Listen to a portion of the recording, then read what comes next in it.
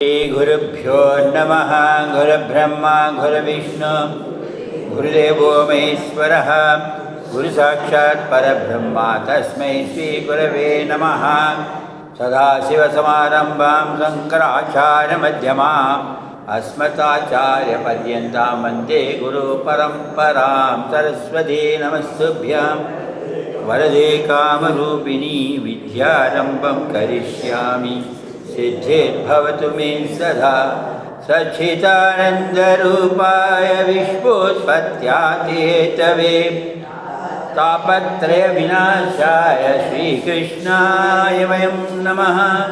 जय जय शङ्कर हर हर शङ्कर जय जय शङ्कर मां पाहि। हर हर शङ्कर जय जय शङ्कर जय जय शङ्कर मां पाहि। हर हर शङ्कर मां पाहि।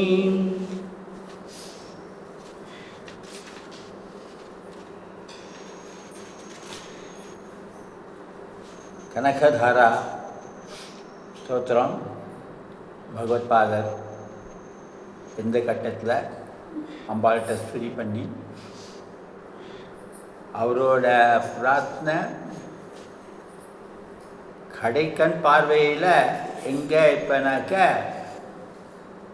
கடைக்கண் பார்வையினால என்னென்ன நடக்கும் என்னென்ன கிடைக்குங்கிறது அம்பாளுக்கு தெரியாதா? அம்பாள்கிட்டே இவர் எடுத்து சொல்கிறார், இது கிடைச்சாலே அதெல்லாமே நீ அப்போ அம்பாளுக்கு ஞாபகப்படுத்த அட்லீஸ்ட் மினிமம் அதெல்லாம் கொடுக்கணும்னு நம்ம சொல்கிறது இல்லையா?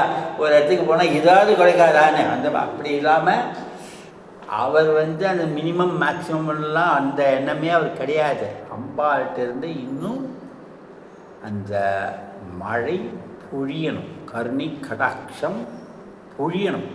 அது பொழியணுங்கிறது தான் அவர் அப்பப்போ செய்கிற பார்வையினால் அந்த வீதியில் காலாம்புதாரி மேகமெல்லாம் சூழ்ந்திருக்கிறது இல்லை.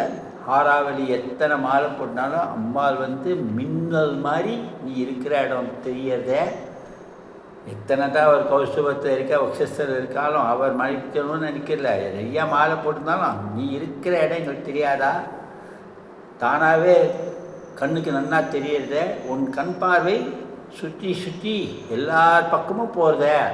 எல்லாரையும் தனவான் ஆக்குறே, தானியவான் ஆக்குறே, சக்கரவர்த்தி ஆக்குறே. அப்போ ஏன் நான் இருக்கிறது உனக்கு தெரியாதா? இல்லை பார்த்தும் பார்க்காம இருக்க? கண்டிப்பாக என்னை பார்த்து தான் பார்க்கறதுக்கு ஏன் தாமதம்? அந்த ரீதியில் அவர் பிரார்த்தனை பண்ணும்போது இந்த காலாம்புதாரி கார்மேனி கண்ணன் கருமேகம்ங்கிறத அங்கே நம்ம பார்த்தோம். ஆரம்பத்தில் ஒரு 2-3 நாள் முன்னாடி பல ஒவ்வொரு ஒரு திருப்பாவையில் இதை பற்றி ஒரு வாக்கியம் பண்ணியிருக்கான்னு சொல்லியிருந்தேன். அது இந்த வார்த்தையில் தான். காலாம்புதாரி கண்ணன் கருநீரன் கண்ணன். கண்ணருக்கு அப்போ நாராயணருக்கு உடம்பு எப்படி கருப்பாச்சுங்கிறத அவர் அனுபவிக்கிறார். ஒரு இது அழகான ஸ்லேஷ்மான் நடந்த கதையாக இருந்தாலும் அது அனுபவிக்கிற ரீதி யார் யார் எடுத்து சொல்கிறாலோ அவளோட கவிஞருக்கு கற்பனை எவ்வளோ உண்டு. அப்படி அவர் கற்பனையில் பிரம்மா ஒரு தரம் அவரோட வாகனம், பிரம்மாவுக்கு என்ன வாகனம்? ஹம்ச பக்ஷி, ஹம்ச வாகனம், ஸ்லோ கோச். மெதுவாக தான் கூட கேட்டேன், எப்போ வருவேன்? 10 நிமிஷம் வரமாட்டேன், 20 நிமிஷம் தான் வருவேன், எல்லாத்தையும் யோசிச்சுன்னு. அவர் வந்துட்டுருக்கேன். பார்க்க போனால் எல்லாருமே அவளோட பத்னியை தான் வரணும். அது இது ஏன் வரலன்னு இல்லை. ஆனால் அன்றைக்கி சரஸ்வதி வேறு காரியம் வரல. என்ன ஆச்சோ தெரியல. பக்ஷிக்கு சிரமமாக போச்சோ என்ன தெரியல. பக்ஷி நான் இனிமேல் பறக்கலன்னு பிரம்மா அப்படியே அம்பலத்தை விட்ட மாதிரி தனி ஆகிட்டார். பிரம்மா என்ன பண்ணுறது? இல்லை வானம் எல்லாமே எப்படி போகிறது? ஏன்னாக்க தேவர்கள் எல்லாம் கூடி ஒரு சபை கான்ஃபரன்ஸ் அதுக்கு போயிட்டுருக்க வாகனத்தை. அப்போ இவருக்கு லேட் ஆகிடுமே, என்ன ஆகும்னு யோசித்து பார்க்கும்போது யார் என்ன பண்ணுவா என்ன எதுன்னு தெரியாத போது அதிர்ஷ்டவசமாக சண்முகர் மயில் வாகனத்தை வரதை பார்த்து விட்டார். அவரும் போயிட்டுருக்கார் அதே கான்ஃபரன்ஸ். சண்முகர் சரவண பவன் காங்கே குஹன் அது இருக்கிறது. அவர் மயில் ஸ்ட்ராங்காக தனியாக தானே போகணும். அன்றைக்கின்னு பார்த்து வள்ளி தேவனும் வரல, இவர் இடம் இருக்கு, come you can go together, எப்படி அட்ஜஸ்ட் பண்ணலாம். சண்முகருக்கு எத்தனை தலை? 6. பிரம்மாவுக்கு எத்தனை தலை? 4. பிரம்மாவுக்கு 3 4 சத்துர்முக பிரம்மா. ஸோ இந்த மயூர வாகனத்தில் இப்போ 2 பேர் இருக்கா. கரெக்டாக அந்த டைம் பார்த்தா ஆப்போசிட் சைடில் மகாலட்சுமி நாராயணர் கருட வாகனத்தை வந்துட்டுருக்கா. நேராக அங்கேருந்து பார்க்குறா. என்னமோ தெரியல, மகாலட்சுமிக்கு திடீர்னு 10 தலை பார்த்ததுனால ராவணன் இங்கே வந்துட்டானே பயந்து போயிட்டாளாம். அவள் பயந்ததில் அம்பாள் நாராயணன் அப்படியே ஆலங்கனம் பண்ணி கட்டிக்கிறாளாம். மறுபடியும் என்னை அபகரித்துட்டு போகிறான்னு சீதா ஞாபகம் வந்துருத்தோம்.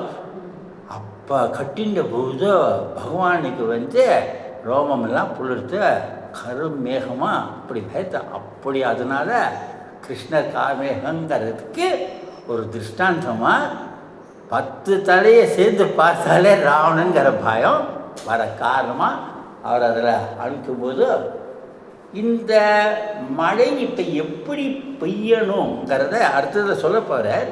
அது முன்னாடியே நேற்றுக்கு நம்ம என்ன பார்த்தோம், க்ளவுடாக பொட்டு கூடக்கூடாது.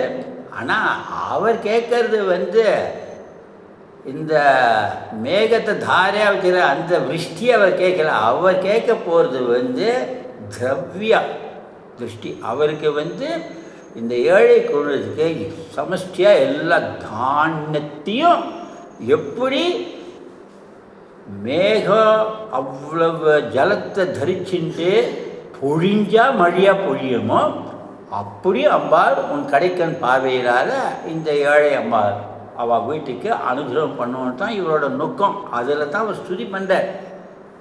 அப்போ இந்நேரம் ஆனதுபோது அவர் என்ன இப்போ சொல்கிறாருன்னா, மேகம் ரெடி ஆகிடுச்சு, மழை பெய்யறது தெரியுது. ஆனால் அது கடலில் பெஞ்சால் வேஸ்ட்டு தானே.